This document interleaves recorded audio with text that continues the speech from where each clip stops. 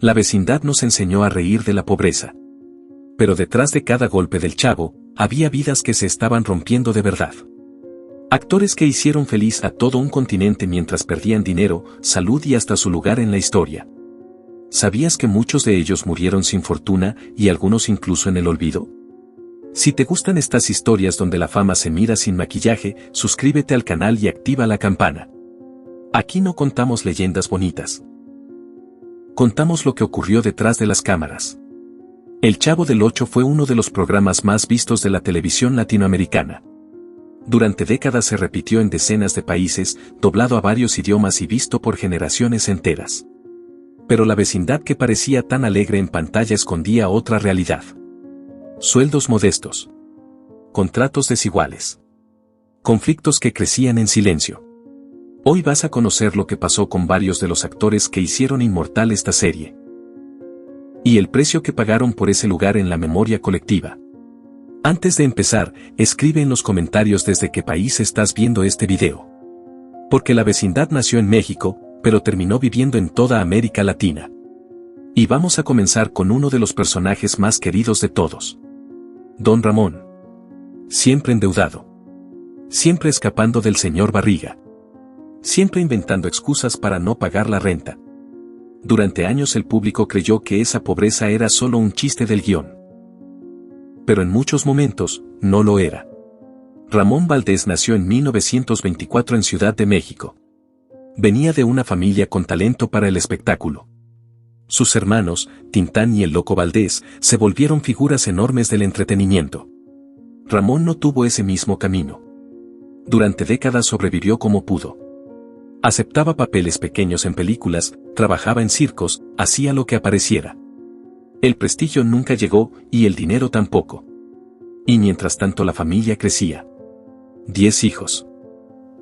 10 bocas que alimentar. Antes de convertirse en Don Ramón, hizo de todo.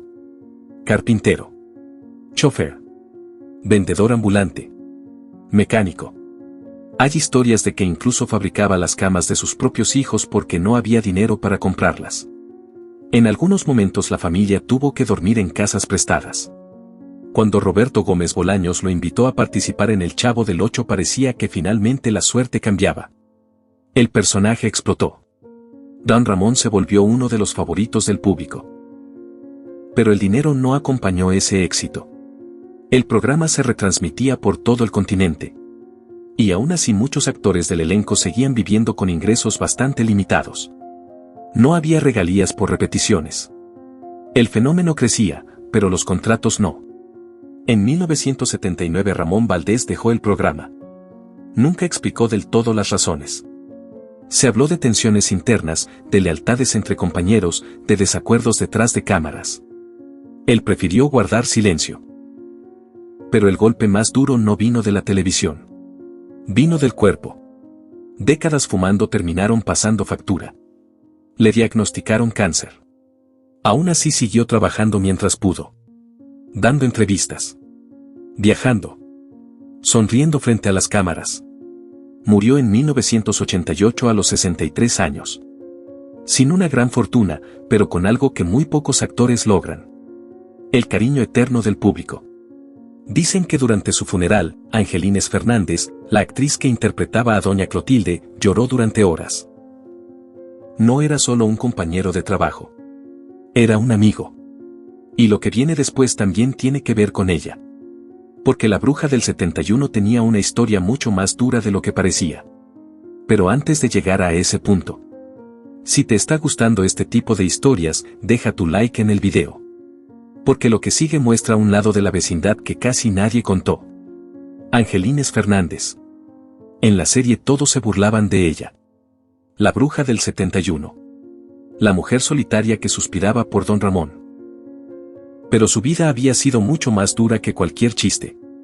Angelines nació en España durante los años de la Guerra Civil. No fue una infancia tranquila.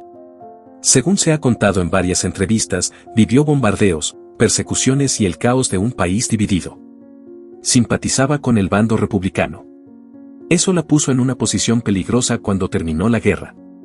Muchos de sus conocidos desaparecieron. Otros tuvieron que huir. Ella también. Cruzó el océano rumbo a México con una maleta pequeña y un pasado demasiado pesado. No llegó como estrella. Llegó como refugiada. Durante años trabajó en teatro, radio y televisión aceptando papeles pequeños. Vivía con lo justo. Hasta que apareció una oportunidad inesperada. Fue Ramón Valdés quien la recomendó para el programa de Chespirito. Y Roberto Gómez Bolaños escribió el personaje de Doña Clotilde pensando en ella. Lo curioso es que el personaje tenía algo de su vida real. Una mujer sola. Observada con desconfianza. Aferrada a un amor imposible. La química con don Ramón era tan natural que muchos espectadores creyeron que había romance entre los actores. Ellos siempre lo negaron. Pero sí existía una amistad muy fuerte. Ambos sabían lo que era luchar durante años sin reconocimiento. Ambos conocían la vida sin lujos. Angelines nunca buscó protagonismo fuera del programa.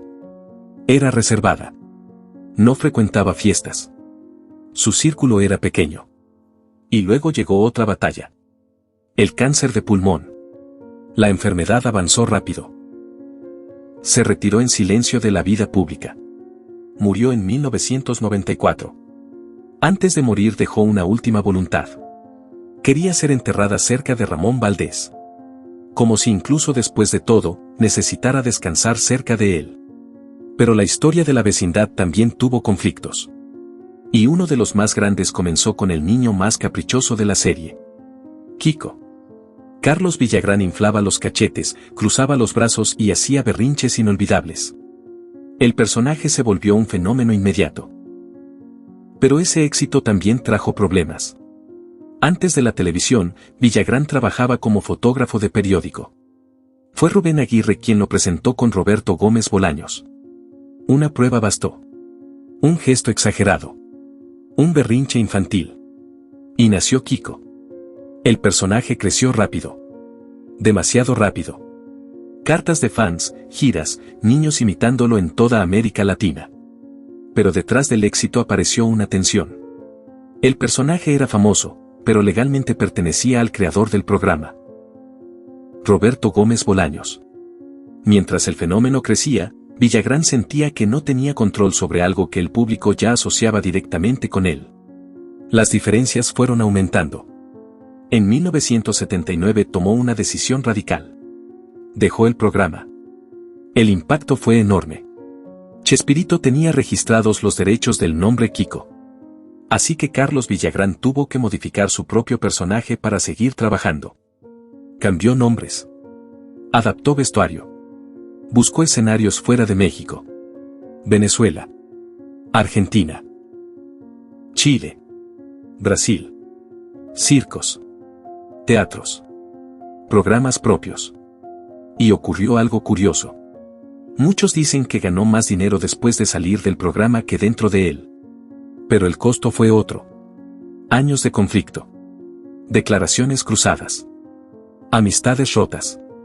Durante décadas su nombre estuvo ligado a esa polémica.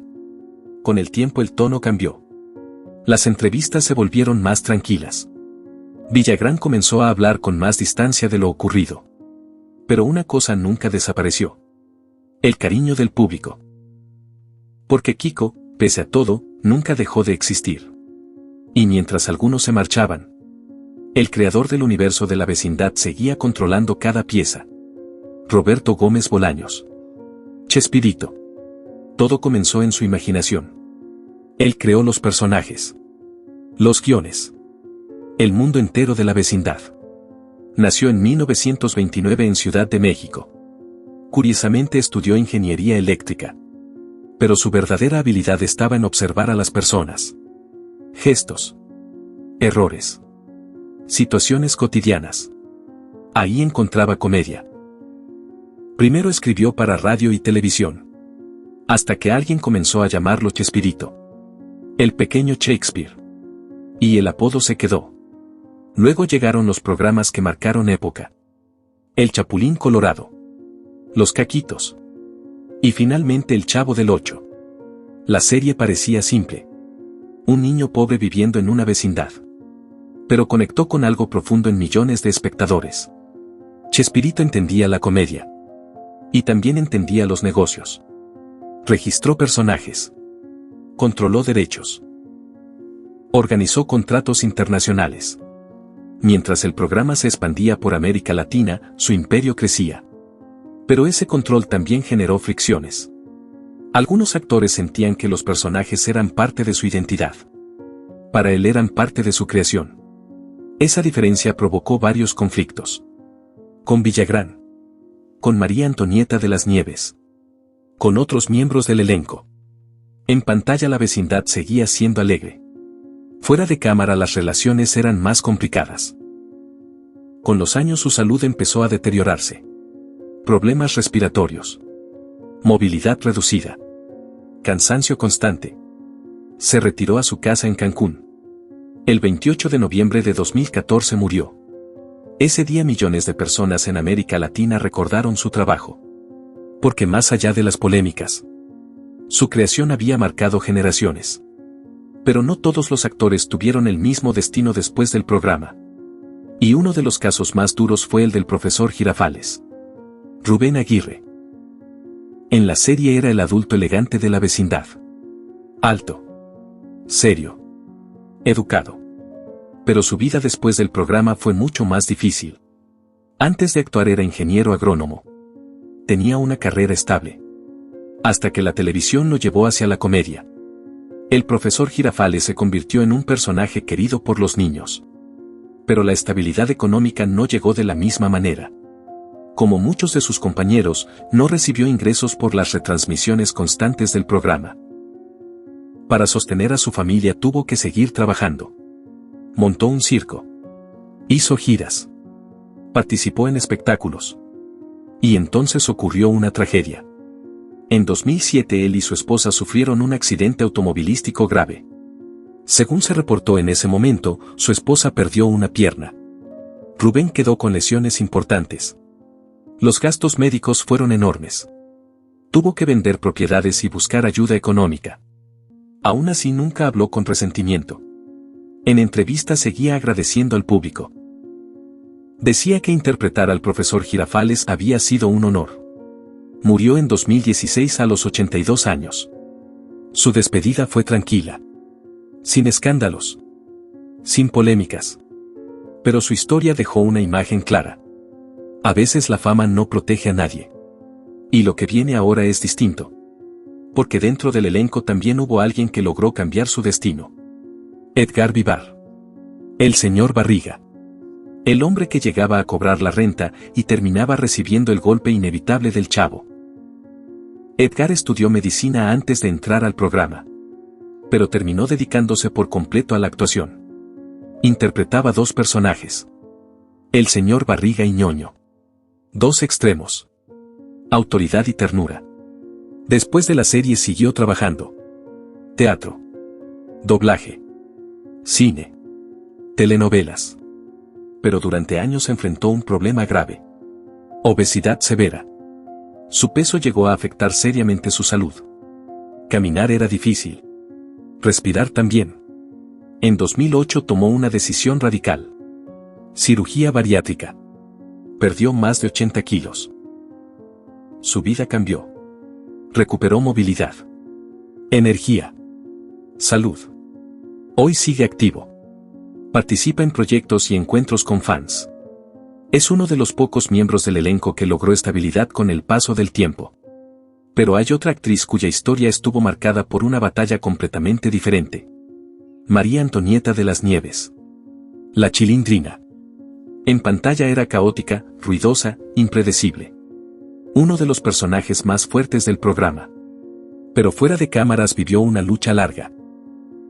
Cuando comenzaron los conflictos dentro del elenco, ella decidió no quedarse callada. Defendió algo muy específico. El derecho a interpretar a la Chilindrina. La disputa legal fue larga. Durante años su nombre estuvo asociado a esa pelea. Hubo momentos en los que quedó fuera de proyectos y homenajes. Pero no se rindió. Finalmente logró obtener los derechos para seguir utilizando el personaje. Fue una victoria simbólica. Pero también llegó con un costo. La vecindad ya estaba fracturada. Muchos reencuentros ya eran imposibles. Hoy sigue presentándose como la Chilindrina. recibe cariño del público. Pero su historia quedó marcada por esa batalla. ¿Y si crees que ya viste todo? Espera a escuchar lo que ocurrió con otro miembro casi invisible del elenco. Horacio Gómez Bolaños. El personaje Godínez parecía irrelevante en la serie. El alumno distraído que siempre estaba sentado al fondo. Pero fuera de cámaras era mucho más que eso. Era hermano de Chespirito. Y también una pieza clave en la producción del programa. Participaba en decisiones de negocio, contratos y organización. Godínez apareció frente a cámaras casi por accidente. Faltaba un actor para una escena escolar. Le dieron el uniforme. Y así nació el personaje. Años después sufrió un accidente muy grave. Quedó en silla de ruedas. Según relatan personas cercanas, ese cambio fue devastador para él. Se alejó de los negocios y de la vida pública. Murió en 1999. Su despedida pasó casi desapercibida para el público. Pero dentro del equipo sabían que había sido uno de los pilares del proyecto. Si llegaste hasta aquí, escribe sigo en los comentarios. Porque esta historia demuestra algo incómodo. La vecindad que parecía tan sencilla, en realidad estaba llena de destinos muy distintos. Algunos encontraron estabilidad. Otros lucharon contra enfermedades. Y varios pagaron un precio que el público nunca vio. La televisión nos regaló risas. Pero detrás de cada carcajada había personas reales. Con problemas reales. Y con finales que no siempre fueron felices. Si quieres conocer más historias como esta, mira el siguiente video del canal. Porque cuando se apagan las cámaras, empieza la parte de la historia que casi nadie cuenta.